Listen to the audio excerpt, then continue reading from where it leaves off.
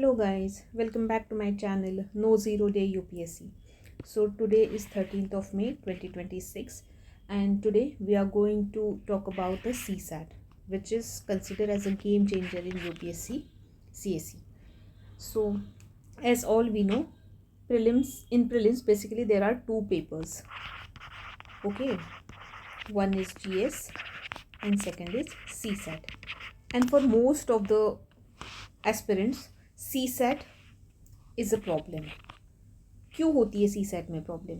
सो पहले समझते हैं सी सेट में हमें क्वालिफाई करने के लिए कितने मार्क्स चाहिए होते हैं. So to qualify in the CSAT हमें चाहिए होते हैं 66.67 मार्क्स, अप्रॉक्सीमेटली 33.33%. बट हम इतना भी इसमें नहीं स्कोर कर पा रहे हैं. सो वाई? इसमें क्या प्रॉब्लम है? हमें ना 27 क्वेश्चंस नेट करेक्ट चाहिए है, मतलब नेगेटिव मार्किंग छोड़ के, रॉन्ग क्वेश्चंस छोड़ के हमारे 27 क्वेश्चंस नेट करेक्ट होने चाहिए. हमें 66.67 चाहिए. अब सपोज वी गेट 66.60, ठीक है, सपोज मान लो फॉर एग्जांपल, एंड जीएस में हमें मिल रहे हैं 120 marks. So because of CSAT जो 0.07 से हम रह गए हैं, उसकी वजह से हम फेल हो जाते हैं and we are not giving the mains. So that's why मैंने कहा है कि CSAT is a game changer in UPSC. So समझते हैं कि फेलियर के रीजंस क्या है. सो फर्स्ट रीज़न जो मेरे हिसाब से है, we don't have a proper strategy. Okay, हम हर एक पॉइंट के बारे में डिटेल में बात करेंगे. Second is lack of practice, meaning हम प्रैक्टिस तो बहुत करते हैं but lack of adequate practice, इसकी कमी है. Third is we are not giving importance to the PYQs. Next issue is the time management. Okay, and last but not the least, with respect to exam day, the gap between GS and CSAT. ठीक है, इसके बारे में भी हम detail में बात करेंगे. So how to overcome this problems? So पहले तो हम स्ट्रेटजी देखते हैं क्या होती है. So there are 3 things in CSAT. Okay, first is comprehension, second is maths and third is reasoning. So first we have to analyse our strength as well as our weaknesses. This is the most important thing in CSAT. इसका क्या मतलब है? For example, for me comprehension is the strength for me. ठीक है, reasoning is good, मैं ये कर सकती हूँ, मैं कर लेती हूँ. But when it comes to maths, for me it's very bad, you can say it poor as well. मुझे बहुत दिक्कत होती है मैथ्स में. ठीक है, बट इसका ये मतलब नहीं है कि मैं सिर्फ कॉम्प्रिहेंशन एंड रीजनिंग के भरोसे रहूँ.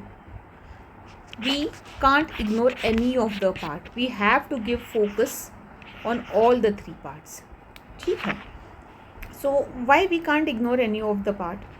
बिकॉज यूपीएससी का pattern changes every year. For example, अगर हम 2023 में देखें, कॉम्प्रिहेंशन ईजी आया था, मैथ्स बहुत डिफ़िकल्ट आया था एंड रीजनिंग डोएबल था. ठीक है, अगर हम इस चीज़ को मान लें कि भाई कॉम्प्रिहेंशन तो ईजी आ रहा है, मैथ्स डिफ़िकल्ट है और रीजनिंग डोएबल है, तो हम कॉम्प्रिहेंशन करके जाएंगे और रीजनिंग करके जाएंगे और मैथ्स को स्किप कर देंगे.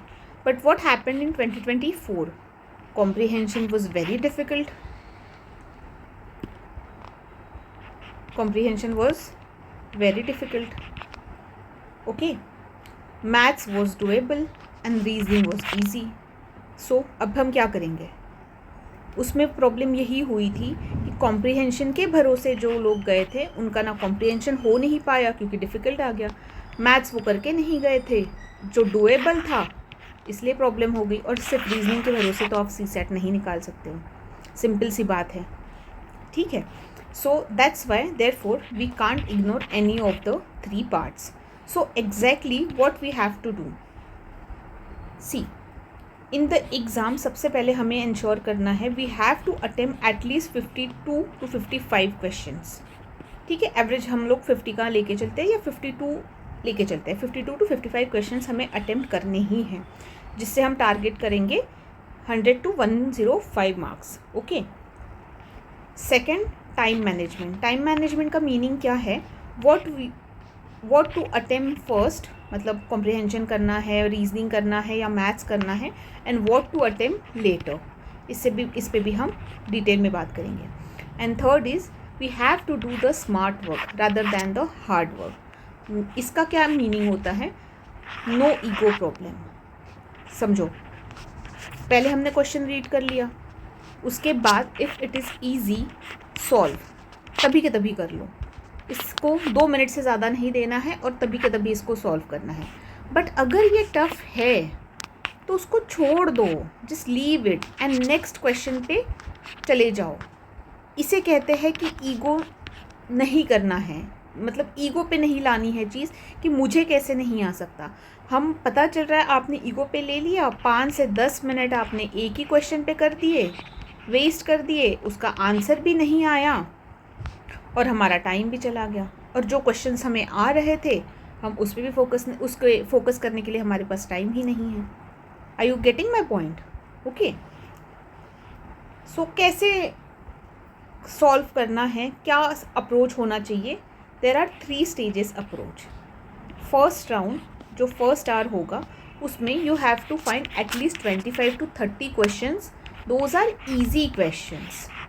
ये हमें फाइंड आउट करने हैं. अब ये फाइंड आउट हम कैसे करेंगे? सो क्वेश्चन रीड करो, then there are 3 possibilities. First easy question, जैसे मैंने आपको बताया, सॉल्व राइट अवे, उसी टाइम पे सॉल्व कर दो. ऐसे क्वेश्चंस आपको 25 to 27 मिल जाएंगे आराम से. यार क्वालिफाई उनको भी करना है, उनको सबको फेल नहीं करना है यूपीएससी को. सो मिल जाएंगे आपको आराम से, इस पे फोकस करो. उसके बाद में कुछ क्वेश्चंस होंगे जो डिफ़िकल्ट होंगे बट आपको लगता होगा कि आप सॉल्व कर सकते हो. उस टाइम पे नहीं, लेकिन इसको थोड़ा सा ज़्यादा 2 मिनट से ज़्यादा टाइम लगेगा, लेकिन ये सॉल्वेबल है.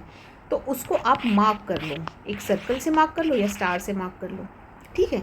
एंड नेक्स्ट जो डिफ़िकल्ट है और आपको पता है कि आपको इसका आइडिया ही नहीं है, इसमें आप 10 से 15 मिनट भी अगर देते हो तो आपका ये नहीं होने वाला है, उसको छोड़ दो. Just leave it, put a cross on that question. Simple. ठीक है. सो ये अप्रोचेस के बारे में हो गया. Next part is lack of appropriate practice, जो मैंने आपको बताया था. अब लैक ऑफ अप्रोप्रिएट प्रैक्टिस क्यों, why? See what are we doing? We practice CSAT a lot. कोई दिक्कत नहीं है इसमें, हम लोग सब सी सेट करना है, सी सेट करना है, सी सेट का फियर सबको है, हम प्रैक्टिस भी बहुत कर रहे हैं, सब हो रहा है. बट प्रॉब्लम कहाँ आ रही है? हम ये रॉन्ग तरीके से कर रहे हैं. दिस द पैटर्न यहाँ पे जो हमारा प्रैक्टिस का पैटर्न है वो रॉन्ग है. कैसे, वो भी मैं आपको बताती हूँ.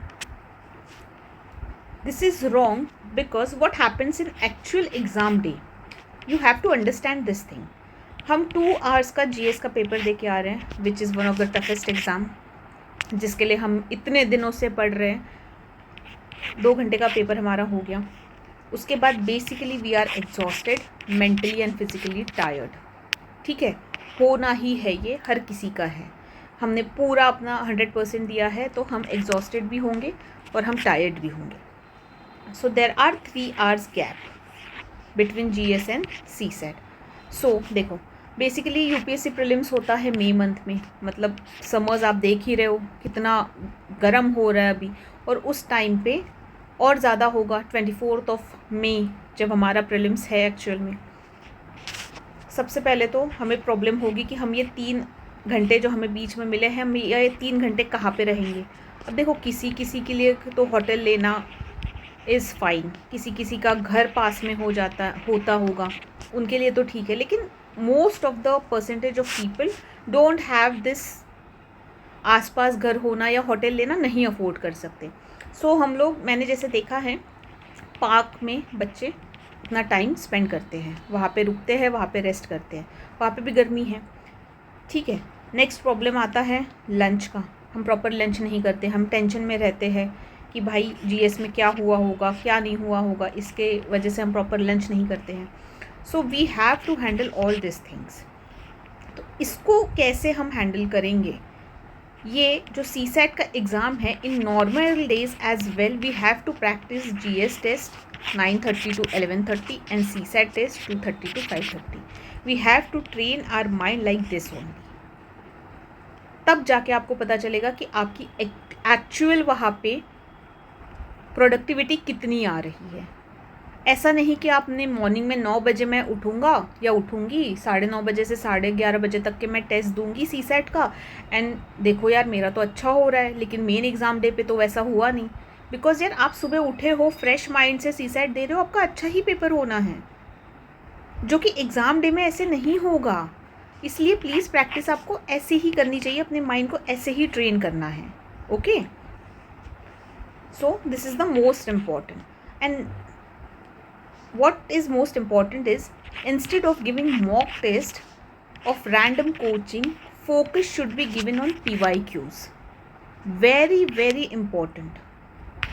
देखो यूपीएससी का ना एक माइंड सेट है जो बहुत डिफरेंट है यार। उन्हें एक साल में सिर्फ 80 क्वेश्चंस बनाने हैं, only 80 questions they have to make in 1 year. समझ रहे हो आप? और अगर आप ऐसे ही कोचिंग्स के इसमें जाओगे तो आपको कोचिंग में कुछ नहीं तो 10 क्वेश्चंस आप 10 टेस्ट आप दोगे प्रैक्टिस के लिए, तो उनको तो क्वेश्चन बनानी है, वो कैसे भी उठा के बना देंगे। बट यूपीएससी का तो ऐसा नहीं है। So that's why PYQ is most important, because lots of questions guys are repeated. Mainly themes repeat होती है, क्वेश्चन डायरेक्टली नहीं, बट हाँ थीम्स रिपीट होती है। अगर आपने PYQ एनालिसिस किया होगा तो आपको पता होगा ये चीज़, ठीक है। सो हमें PYQ पे ज़्यादा फोकस करना है। So what to do in the 3 hours की गैप, इसमें सबसे क्या करना है, ये सबसे ज़्यादा इम्पॉर्टेंट है। देखो GS पेपर होने के बाद सबको ही लगता है कि यार मैं चेक कर लूँ कि यार मेरा ये सही होगा या गलत हो गया, एक देख लेता हूँ या 2 देख लेता हूँ। Guys never do this, please never, ये आपको नहीं करना है। If we check the answers and there are chances of wrong answers, exam की हमारे पास ऑफिशियल की तो है नहीं कि हमने यार ऑफिशियल की से देखा, रैंडमली ही हम लोग चेक कर रहे हैं, तो ये मत करो। इससे रॉन्ग आंसर्स अगर आपके दिखते हैं ना, आप स्ट्रेस में चले जाओगे, और स्ट्रेस में चले जाओगे, टायर्ड आप ऑलरेडी हो ही, अल्टीमेटली हमारा बैड इम्पैक्ट होगा सीसेट पे। सो वो 3 आवर्स की गैप में हमें सीसेट पे ध्यान देना है, ना कि GS का पेपर चेक करना है कि हमारा कैसा हुआ। सीसेट पे मतलब मैं ये नहीं कह रही हूँ कि रिवाइज़ कर लो या कुछ कर लो, जस्ट यार देख लो थोड़ा बहुत अगर देखना है, या फिर सिर्फ माइंड को आप रेस्ट दो, अच्छे से थोड़ा सा लाइट सा कुछ खा लो एंड माइंड को रेस्ट दो, ठीक है। अब आते हैं सोर्सेज पे कि सीसेट के सोर्सेज क्या होना चाहिए फॉर लास्ट 10 डेज़ के लिए अगर आपको करना है। देखो इतना टाइम तो अभी बचा नहीं है, सो लास्ट 10 डेज़ के हिसाब से मैंने सोर्सेस यहाँ पे मेंशन किए हैं। सो कॉम्प्रिहेंशन पार्ट के लिए you can go for PW only IAS। ये कुछ 2.5 आवर्स का वीडियो है सर का, उसमें सर ने बहुत अच्छे से टाइप्स ऑफ क्वेश्चंस बताए हैं, कीवर्ड्स पे कैसे फोकस करना होता है ये बताया है, ऑप्शंस को कैसे एलिमिनेट करना है ये भी बताया है, then how to read the passage effectively ये भी उन्होंने बताया है, एंड उन्होंने प्रैक्टिस भी करवाई है PYQ के क्वेश्चंस की। सब क्वेश्चंस वहाँ पे PYQ की प्रैक्टिस नहीं हुई है, वो आपको करना पड़ेगा, लेकिन हाँ उन्होंने डिसेंट नंबर ऑफ PYQs वहाँ पे करवाए हैं। And for maths and reasoning part PYQ practice तो मोस्ट इंपॉर्टेंट है ही, एंड ऋषभ सर के जो मैंने आपको इसके पहले भी बताया है सीसेट के वीडियोज़ है which is available on YouTube, तो वो आप ना टॉपिक वाइज देख सकते हो कि अगर आपका कोई टॉपिक सपोज़ वीक है you can go for the topic wise. और उन्होंने प्रैक्टिस क्वेश्चंस भी कराए हैं, उसका भी वीडियो है, काफ़ी अच्छे से उन्होंने वो चीज़ की प्रैक्टिस कराई है। तो बस इतना ही करना है, main is PYQ plus second is practice in proper and appropriate manner. ज़्यादा टेंशन नहीं लेना है, हो जाएगा, ठीक है। ट्रस्ट योरसेल्फ, आपकी प्रिपरेशन पे ट्रस्ट कीजिए, आप पे ट्रस्ट कीजिए। Okay guys, so all the best. I hope आज की वीडियो आपको सही लगी होगी और आपकी कुछ थोड़ी बहुत हेल्प हुई होगी, और अगर आपको कोई भी डाउट आता है तो आप कमेंट सेक्शन में मुझे पूछ सकते हैं। Okay, thank you guys and bye.